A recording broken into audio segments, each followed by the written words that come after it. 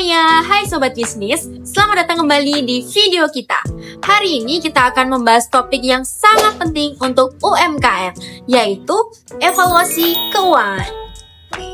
Mungkin kedengarannya serius dan rumit, tapi sebenarnya ini adalah alat untuk menjaga bisnis kita supaya tetap aman dan tentunya terus bertumbuh. Apa yang dikatakan oleh Angel benar sekali. Mengapa? Karena banyak pelaku UMKM yang fokusnya cuma ke produk dan penjualan.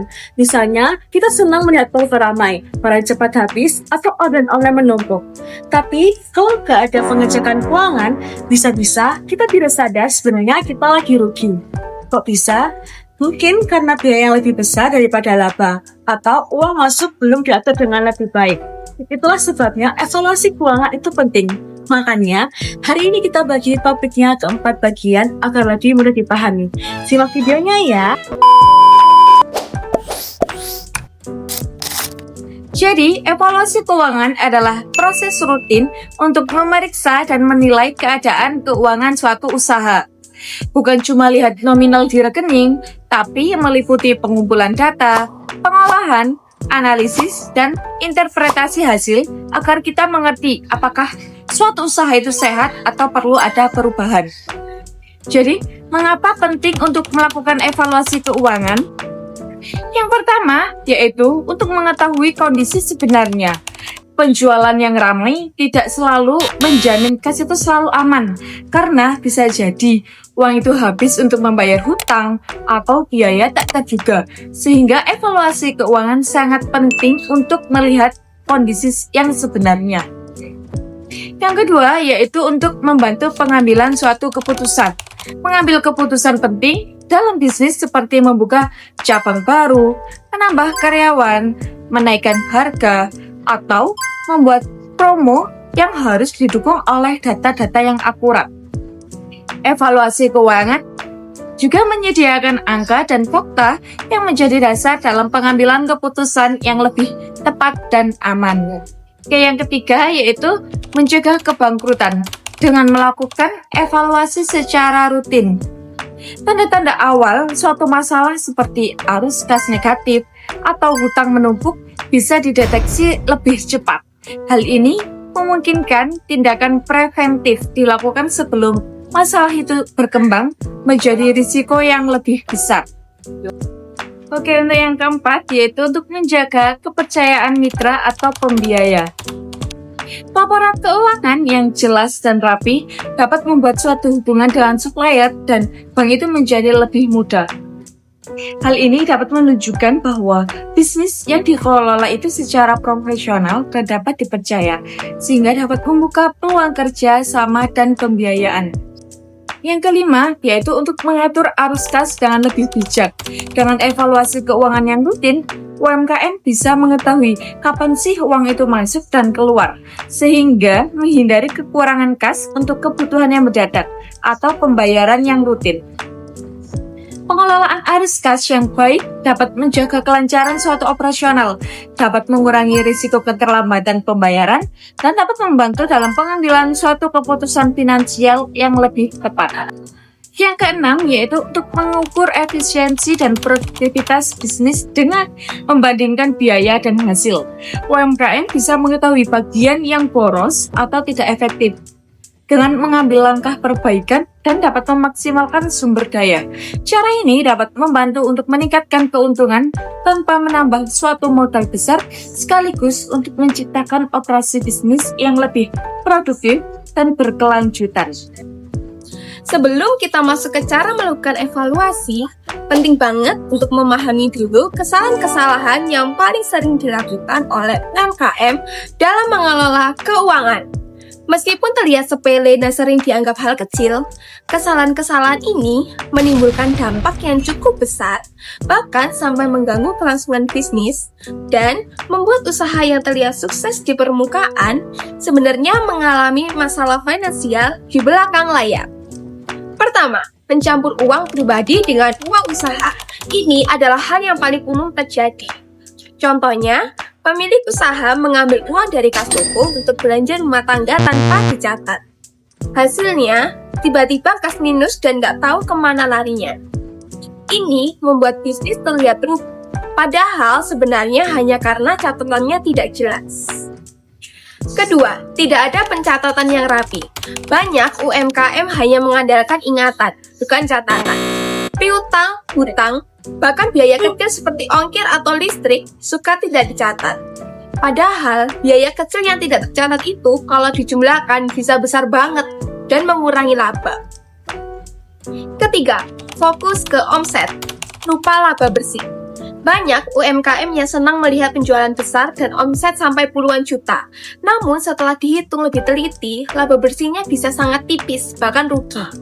Hal ini berbahaya karena bisnis sejatinya tidak bertahan hanya dari omset, melainkan dari laba dan arus kas yang sehat. Keempat, mengabaikan arus kas atau cash flow.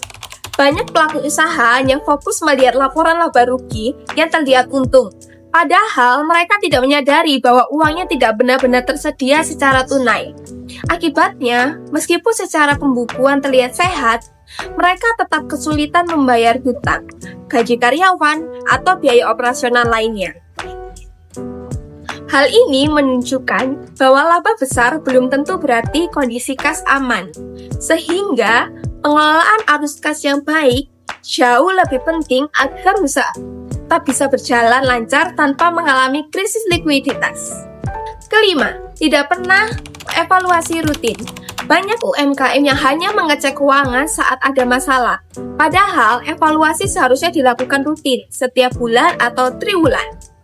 Dengan evaluasi berkala, pemilik usaha bisa melihat perkembangan bisnis, mendeteksi masalah lebih awal, dan menyesuaikan strategi sebelum terlambat. Jadi intinya, sebelum kita bicara soal cara audit atau evaluasi keuangan, pelaku UMKM harus sadar dulu bahwa kesalahan dasar ini yang sering membuat usaha terlihat sibuk, tapi sebenarnya rapuh. Selanjutnya akan membahas topik tentang bagaimana sih cara praktis buat mengatasi hal ini lewat audit atau evaluasi sederhana. Selanjutnya adalah evaluasi atau audit sederhana. Jadi, buat UMKM, tidak harus panggil auditor profesional atau biaya mahal untuk mengecek keuangan. Cukup dengan cara sederhana, asal rutin untuk dilakukan, kita sudah bisa tahu kondisi keuangan bisnis. Langkah-langkahnya seperti ini. Yang pertama, yaitu kumpulkan data. Semua transaksi wajib dicatat, baik uang masuk maupun uang keluar. Termasuk juga utang yang harus dibayar, piutang yang belum masuk, dan data stok barang. Jangan dianggap remeh transaksi kecil, contohnya biaya ongkir, biaya parkir saat beli bahan, itu pun juga harus masuk dalam catatan. Karena kalau dikumpulkan jumlahnya itu bisa besar. Yang kedua, yaitu buat laporan sederhana. Nggak perlu rumit, cukup ada 3 laporan dasar. Yang pertama yaitu ada laporan laba rugi untuk melihat bisnis kita untung atau rugi. Kemudian juga ada neraca untuk mengecek total aset, hutang, dan modal. Kemudian yang ketiga yaitu arus kas untuk melihat seberapa besar uang yang masih ada di dalam kas. Laporan ini bisa dibuat manual di buku tulis atau memakai Excel dan aplikasi-aplikasi lainnya yang memadai. Selanjutnya yaitu yang ketiga, hitung indikator keuangan. Jangan hanya terpaku pada angka penjualan yang terlihat besar karena tingginya penjualan dalam bisnis. Karena belum tentu berarti usaha kita itu benar-benar untung atau sehat. UMKM perlu menggunakan rasio-rasio keuangan seperti margin laba, perputaran persediaan, rasio hutang atau arus kas untuk menilai apakah bisnis berjalan efisien, mampu membayar kewajiban, dan menghasilkan keuntungan yang berkelanjutan. Dengan membantu indikator ini secara rutin, pemilik usaha bisa memahami kondisi yang sebenarnya, membuat keputusan lebih tepat, dan juga mencegah kebocoran keuangan sejak dini. Yang keempat yaitu bandingkan data bulan ke bulan. Hal ini sangat penting untuk dilakukan dan aku akan memberikan contohnya. Misalnya, bulan Januari untung 5 juta. tapi bulan Februari turun dari 2 juta. Itu artinya ada yang perlu dievaluasi, apakah biaya produk naik, promosi kurang, atau banyaknya piutang yang belum dibayar. Yang selanjutnya, yang kelima, yaitu identifikasi masalah dan tulis catatan evaluasi. Jangan hanya sekedar mengetahui bahwa ada masalah, tetapi penting juga untuk dilakukan pencatatan secara rinci penyebabnya, serta langkah-langkah atau saran perbaikannya itu seperti apa. Misalnya, jika biaya listrik terlalu tinggi, catat rekomendasinya seperti ganti mesin dengan yang lebih hemat listrik. Dengan begitu, pemilik UMKM juga bisa memantau progres perbaikan, memudahkan evaluasi berkala, dan memastikan tindakan yang diambil itu benar-benar efektif. Jadi, kunci dari evaluasi keuangan sederhana itu bukan cuma catatan, tapi mampu membaca data dan menggunakannya untuk perbaikan. Dengan cara ini, UMKM tetap bisa mengerti kondisi bisnis secara jelas. Yang penting dilakukan konsisten setiap bulan, bukan sekali saja. Setelah kita melakukan evaluasi dan menemukan poin-poin penting, ingat, jangan hanya berhenti di situ saja. Poin-poin hanya bisa membantu kalau kita gunakan untuk membuat perubahan-perubahan. Inilah yang disebut dengan tindak lanjut. Tanpa tindak lanjut, hasil evaluasi hanyalah jadi catatan di kertas. Yang pertama adalah tentukan prioritas masalah. Dalam mengelola bisnis, UMKM harus realistis karena sumber daya yang terbatas. Jangan mencoba memperbaiki semuanya sekaligus, melainkan fokus pada masalah yang paling mendesak dan berdampak besar terhadap keberlangsungan usaha. Misalnya, jika usaha sangat tinggi, langkah pertama yang harus dilakukan dalam mengevaluasi biaya operasional dan meninjau harga produk agar margin keuntungan lebih sehat. Kedua adalah siapkan budget untuk perbaikan. Perbaikan bisnis itu membutuhkan modal meski tidak besar. Karena ini bisa digunakan untuk pelatihan tim agar bisa bekerja lebih efisien, membeli peralatan atau mesin yang lebih hemat energi, membangun sistem pencatatan dan administrasi yang lebih tertata. Anggaplah hal ini adalah sebagai investasi jangka panjang yang meningkatkan efisiensi, mengurangi pemborosan, dan menambah keuntungan, sehingga perkembangan usaha lebih berkelanjutan. Yang ketiga adalah memonitor hasilnya. Setelah ada perubahan, kita harus cek apakah ada dampaknya. Contohnya, kalau kita sudah mengurangi biaya listrik dengan ganti mesin, apakah laba bersih itu naik? Kalau kita sudah buat aturan piutang maksimal 1 bulan, apakah arus kasnya jadi lebih lancar?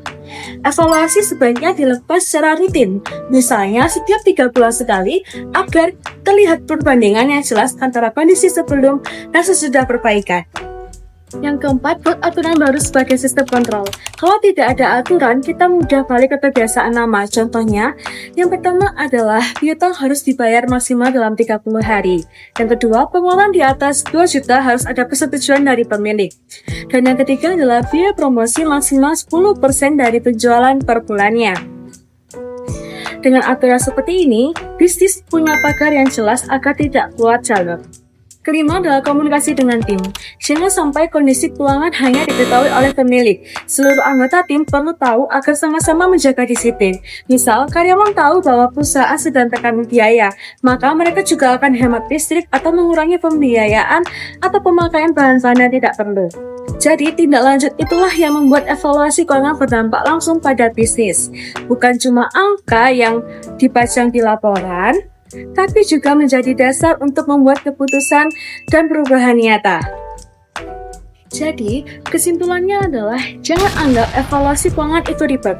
Mulai dari sederhana, konsisten, dan yang penting adalah untuk dilanjutkan dengan tindakan. Karena tanpa evaluasi, kita bisa merasa untung padahal sebenarnya rugi. Terima kasih banyak sudah menonton series video kami sampai habis. Kami harap semua tips dan pembahasan tentang UMKM cerdas finansial ini bermanfaat untuk bisnis kalian. Semoga usaha kalian semakin kuat, terorganisir, dan tahan lama. Sampai jumpa di peluang dan konten edukasi bisnis lainnya. Jangan lupa terus praktikan dan selalu jaga semangat ya. Sekian pembahasan kita tentang pentingnya evaluasi keuangan dalam UMKM. Terima kasih. Jangan lupa like, comment, and subscribe konten kami ya. Sampai jumpa.